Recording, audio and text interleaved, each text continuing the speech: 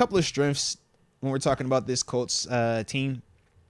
I do look at Gardner Minshew, man. I think that he does a good job in terms of just giving them somebody that has been able to manage their situation, right? Anthony Richardson was supposed to be their guy. That was the guy they drafted. Was it 3rd overall or 5th overall? Something crazy. Where was he drafted? 4th, right? I knew he was in there, yeah. But, he obviously goes down early in the year. Minshew has been able to come in and really help them out, man, keep them afloat. Going into last game, they were sitting at, 2 games? 2 games over 500. Now, obviously, they're sitting at the same record as us, but Minshew has been a good player for them, man. He's that type of dude, no different than a Nick Foles, a Ryan Fitzpatrick type, where it's like they seem to just have these little stretches where they get hot and they kind of look cool and they look good. It's, it's entertaining, man. But to me, man, Minshew is definitely one of them dudes for them. I think he throws a good ball, too, man, so salute him on that. I'm going to run through mine real quick, and then we just Absolutely. tap here. Yeah. Next thing that I think is a strength for them, I got to talk about the Buffalo Cat, Zach Moss, because, as a I think you're giving him too much credit. No. He's okay. Listen, pure butt to pure butt. Okay. This might be stepped in decent for Taylor this year. He might be the best back in the stadium on Saturday, okay? He might be Whoa, the best back in the stadium. Easy on that. I'm just saying you got to be careful. Easy on that. He's a high pedigree guy also. You know that, man. Don't disrespect Jalen okay? Warren I'm like not that. disrespecting Jalen. Wow, what about not? That's crazy. But you see, you make the I statement. just said, don't disrespect Warren. Did you see how I make the statement, though? I make the statement where it's a hard take, but I got plenty of wiggle room. He could be the best running back on Saturday. You heard? He could be the best running back. I ain't say he is. I ain't say he was, but he could be. You got an out. You know what I'm saying? He could very well be That's the a best Stephen running A. back. Smith special. He always does let me come out, bro. Let me come out. All right. He could do this. He could do that. But in terms of Zach Moss, he is very capable. Good contact balance. Really good running between the tackles. A little bit of screen game element to him. But I do feel like without Jonathan Taylor, he is their next best thing, man. He does kind of keep their offense on schedule. We know the passing game in terms of receivers, those are the weapons. But to me, the running game is kind of what keeps it rolling. And then the last kind of thing that I pointed out to myself was more so I just think as a whole, this team is like, I look at them like a scrappy, just like, we're going to do all the grunt work, all the dirty work. We operate in between the margins, kind of like what we talk about with the Steelers at times this season. They do all of the little things right. They going to play with great effort. Now, they going to make some mistakes, and I think that was a big reason why they ended up getting beat last week versus the Bengals, some of the self-inflicted stuff, but they are one of them teams, man, that they going to tackle you. They're going to all run to the ball. They try to all get out there and block as best they can. Like I said, not overly talented, nothing like that, but as a whole, they do have an identity of a team that they're going to make you have to compete. They're going to make you have to execute, and I don't think that's something that, you could take for granted always. So those are the couple of things, like I said, for me, that I look at as strengths for this team. And I ain't even talk like wide receivers for them like that, but yeah, they definitely got some dudes too. Well, I'll mention them because I have Pittman listed here. He's about to have a 1,000-yard season. Mm-hmm. And what's funny is whenever I looked at, their roster, who they have, saw Pittman, he was part of that Claypool draft class, huh?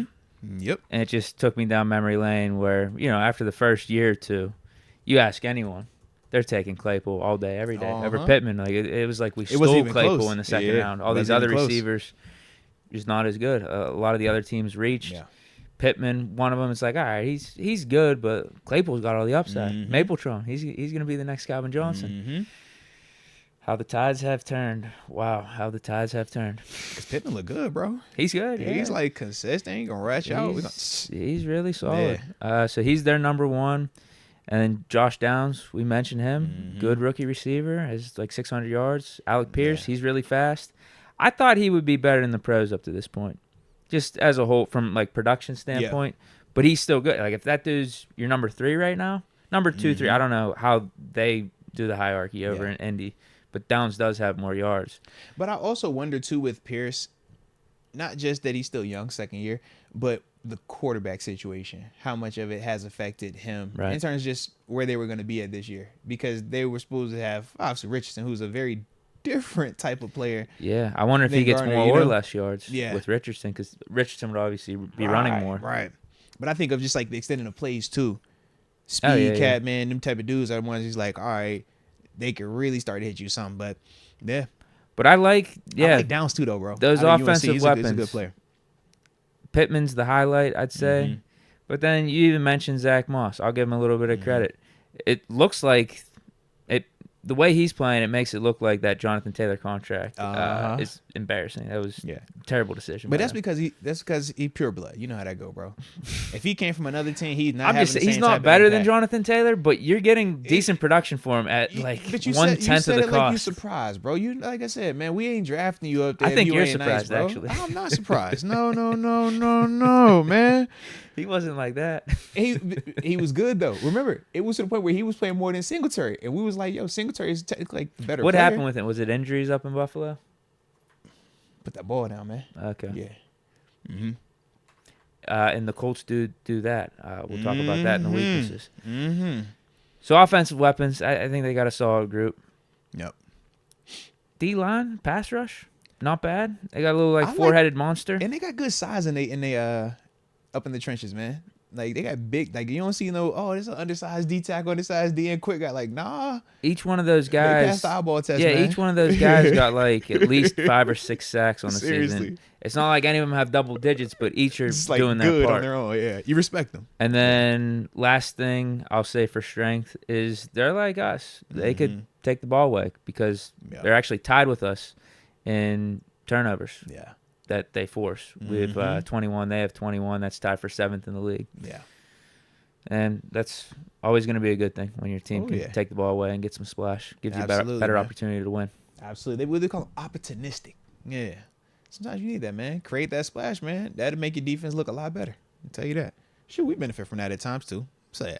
All right. Ready for these weaknesses, baby? Yeah. All right, let's tap in. Well, the first weakness that jumps off the screen, just based on, man, watching the last game, they can't stop a running back screen. Holy smokes, man. It was like running back screen left, running back screen right, running back screen left, running back screen right, and all them joints was hitting. And the beauty was this, not just for Jalen Warren, because for Jalen, I think it's identical. I mean, you look at the cat for Cincinnati number 30, they low-key look the same watching them catch screen passes and watching him take off. But the other person is Najee. Joe Mixon was having some success also in that same element of it. And I don't see why Najee still, if we're talking about him, being more multifaceted, he should be able to do some of those similar things just based off of what we were seeing on tape. Can I be clear about one thing? Yeah. I will take Najee Harris over Zach Moss. I would hope so. I'll take him. I thought you were going to say Joe Mixon. I was like, we're not about to agree on this at all, bro. You think that was a shot by not mentioning him earlier?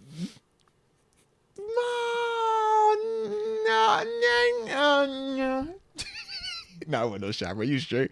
I just had to think about it a little bit more. I had to think about it a little bit more. Jalen Warren, I don't have to think about it. Right. Listen, Zach Moss, it's fun to put his name just to do that. At the end of the day, we know what it is. But it's just, that's the fun part. I'm sure people will take it as a shot because I just even thought about it, though. To be honest, yeah. I mean, I could see that. I could see that. But yeah, their screen defense, though, man, that's what I want to see. Now, I will preface it with this also. This is the National Football League, and typically one or two things happen. When you see a team struggling with something on tape, they're going to get attacked by it for the next 3 to 4 weeks, and you're going to see them keep getting gashed by it, or eventually they're going to figure it out and start stopping it. Let's hope that's not this week, though, because like I said, man, they got gashed a lot, and it was weird because sometimes when you look at the screen game, you're like, man, a team will get gashed because the linebackers aren't reacting to it fast enough, or the DBs don't react to it, or the D-line doesn't run to the ball. Weird. They kind of get the things you want on a screen play, but the person that is supposed to make the play somehow always misses the play. It's like the craziest thing watching it, man. So that's like the big thing, man. The next part is their special teams unit. As a team, they do get a little loosey-goosey at times, but more so their special team. I know this last game, man, they had a lot of just self-inflicted stuff, man. Multiple penalties, missed field goals, and putting the ball on the ground. That's a quick way to get yourself beat in this league. That's one of the big reasons why we've been able to have the success that we've had. We don't typically, have them type of things occur, let alone multiples of those things occur in the same game. And when they do happen, we've seen how that worked out for us also. But then the last thing for their weaknesses, I would say, is their offensive line. Specifically pass protection, not a big fan of it. Tackles, you know how I feel about it, man. And then you watch them on tape, it kind of reflects that as well, man. So, those are my areas that I think we should be able to take advantage of, or at least have some strengths in.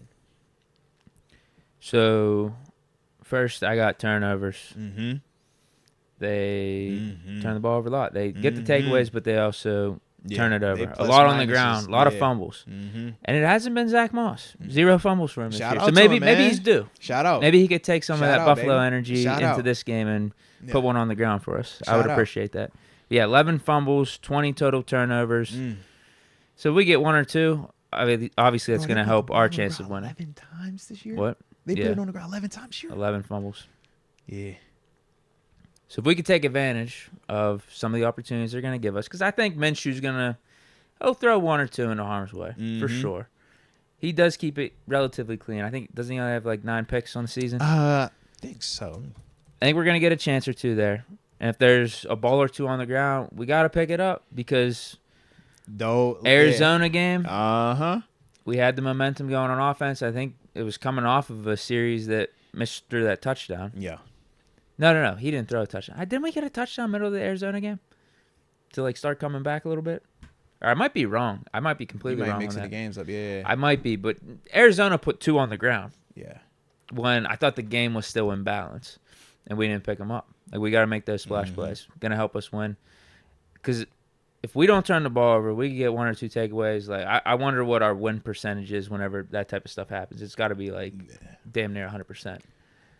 Close to. So Mitch, don't turn the ball over, please. And defense. And we say that too, man. Going into these games, like don't turn the ball. It's pretty simple. We win the turnover battle. We're gonna get up out of there, man.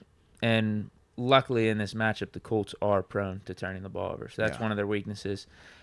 Second is their rush defense. You hinted at it with some of the screens, but even just straight up on the ground, we shouldn't have problems either.